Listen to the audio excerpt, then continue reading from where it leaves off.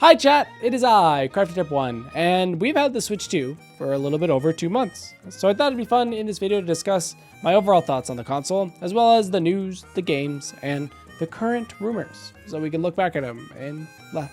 But before we do that, I'm doing a $70 eShop gift card giveaway. All you gotta do is comment on this video and make sure you're subscribed. In the description of this video is also a comment sheet that outlines all the valid comments, as well as additional rules and regulations. Thank you guys so much for the support on the most recent videos, and I wish you the best of luck. But let's get right into it. So I did one of these videos a month into the Switch's launch, and yeah, thought it'd be fun to do a second one. This video is probably gonna retread some information I did in the first month video, but I'll try and stick to like everything that's only happened in the second month.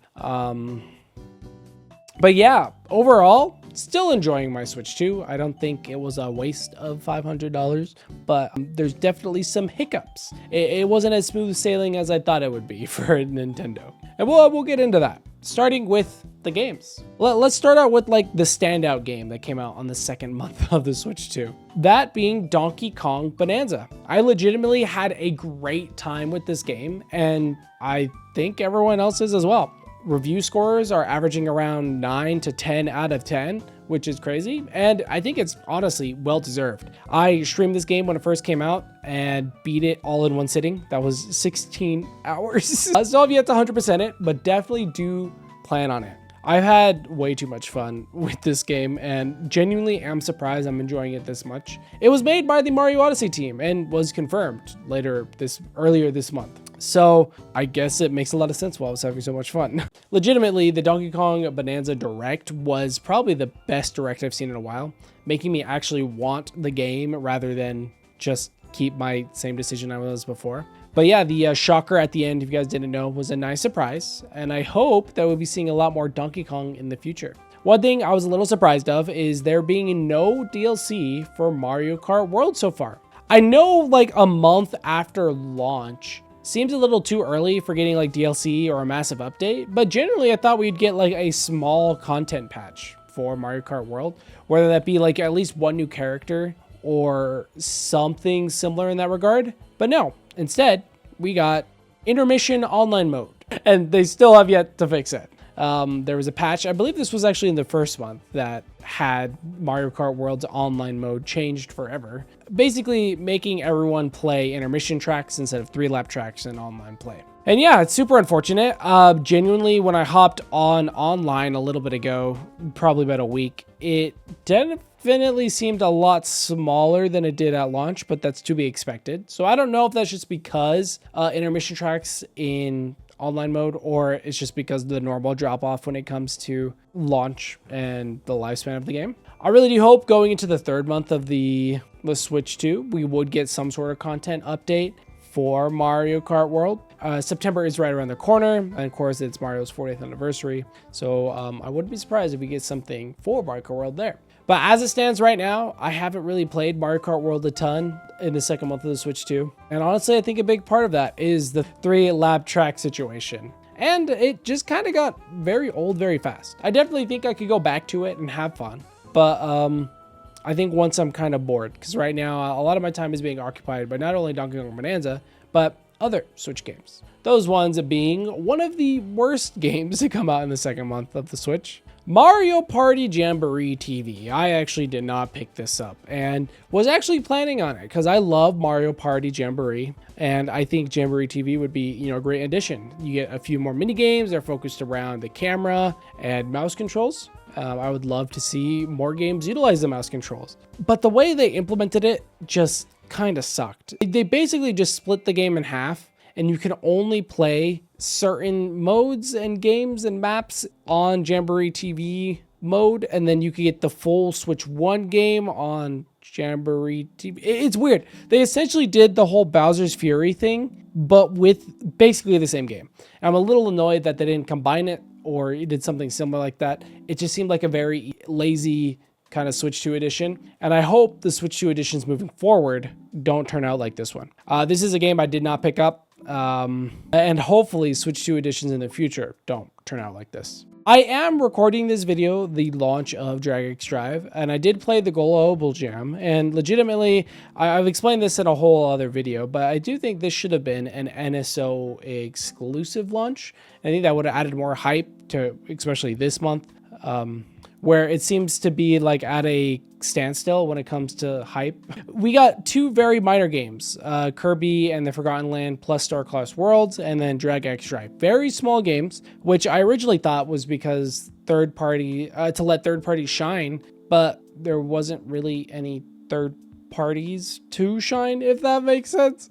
And we'll get into that when we talk about the Indie World and the partner showcase. But Drag X Drive as a whole, fun concept. I don't think I'll be playing it past a week's launch, unfortunately. But let's go ahead and talk about the partner showcase. So crazily enough, the second week of the Switch, we got two direct style showcases, an Indie World focusing on indie games and a partner showcase focusing on third-party games. And both of these presentations felt like they were lacking something, especially, the partner showcase. We were missing, Elden Ring, Tarnished Edition, Dustbloods, as well as some Xbox exclusives that we knew that were coming. So yeah, I think they kind of fumbled the bag when it comes to the presentations. I think the Indie World was by far better than the partner showcase, even though some of the standout games in this partner showcase was Octopath Traveler 0 and Elliot of the Millennium Tales. I did try this demo out for a little bit, had a lot of fun with it. So yeah, it wasn't all bad, but genuinely, I think for the length of this presentation, we were missing some games, which are probably being held for a first-party Nintendo Direct from rumors from Switchforce, basically saying that there's going to be 3 directs, 1 third-party, 1 indie, and then 1 first-party. And then the question I've been posing whenever I'm on like a podcast or something is, why even do these presentations in the first place? If you're just going to hold off some of the bigger announcements to a general direct, it just makes me not want to watch these, if that makes sense, if you're just going to hold off the big announcements to a general direct. But yeah, legitimately loved the Indie World though. At first I kind of hated it, but then once I actually dug into the games that were announced here, I actually enjoyed it. UFO 50, really great game. And Is This Seat Taken? A really awesome shadow drop. I have yet to play Mina, but this is confirmed to be 120 hertz. Or sorry, I know 120 frames, and just looks like Link's Awakening, but awesome. Link's Awakening plus Castlevania. It looks like a great game. So far, with the two presentations we did get in the second month of the Switch 2, I think the future of the Switch is looking better.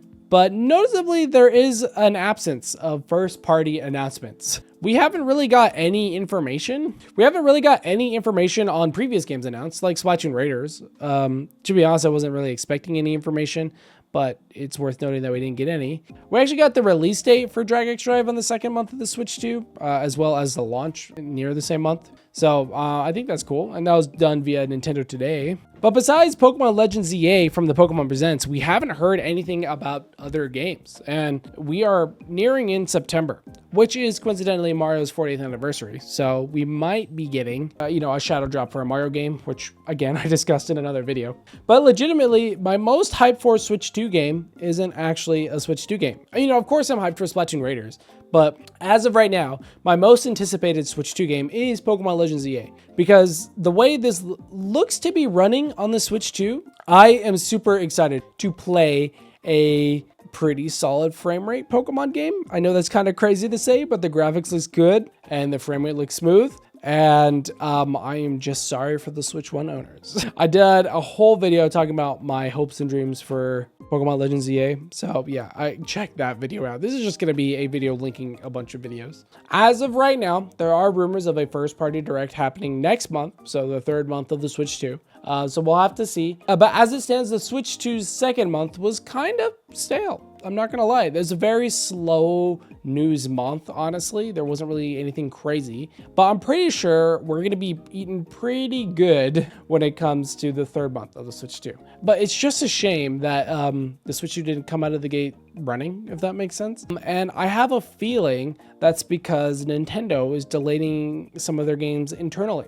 There's a lot of rumors and speculations that Donkey Kong Bonanza was actually replacing a different title, probably Metroid Prime 4, because of development issues. And then September as a whole, with just Drag X Drive and Kirby and the Forgotten Lands plus Star Class World, feels kind of empty for, you know, the launch of a generation. I know back when the Switch 1 came out, we got what? I think it was either Mario Kart 8 Deluxe or ARMS, and then right after that we got Splatoon, and it was just crazy. It was just back to back to back. Then we got Mario Odyssey at the end of the year.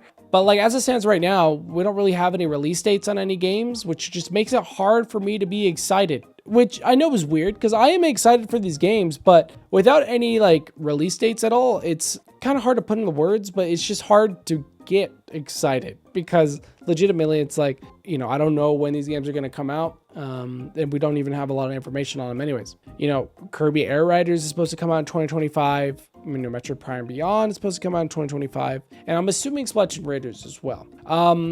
The more we're getting into the Switch 2's life, the more it's kind of seeming like Age of Imprisonment is going to come out 2026, which makes sense. But yeah, one thing I'd like to point out is honestly the lack of Switch 2 exclusive games. Like, yes, we got Mario Kart World, we got Donkey Kong Bonanza, but I honestly thought there'd be a Switch 2 exclusive game every month, similar to how the Switch 1 operated, where it was like, you know, a brand new Switch 1 game every month. Of course, we have the Switch 2 editions, but if you think about it, the only game that we've really seen a lot of that's Switch 2 exclusive is, well, either Splatoon Raiders, Kirby Air Riders, or Age of Imprisonment. I think everything else is a dual release for Switch 1 and Switch 2. So yeah, I mean, that's just something to think about. So like my hype levels have actually died down since the first month of the Switch 2, which is kind of surprising because again, with like the Switch 1, I was just like super hyped. We got release dates, you know, I was doing a bunch of prediction videos.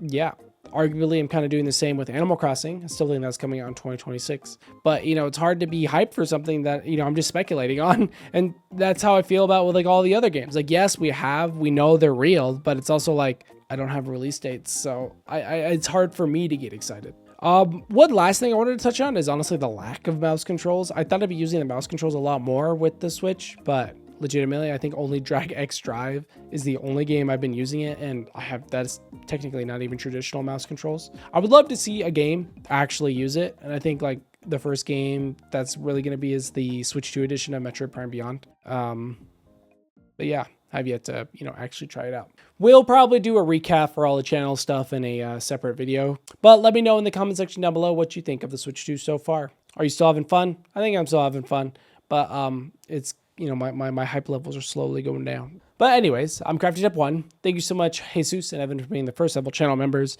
and I will see you guys tomorrow. Goodbye.